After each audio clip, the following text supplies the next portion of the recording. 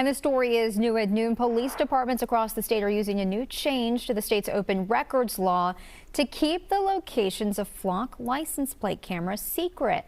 The Lexington Herald-Leader reports House Bill 520 amended the Open Records Act so agencies could deny information requests if releasing it could harm the agency or an investigation.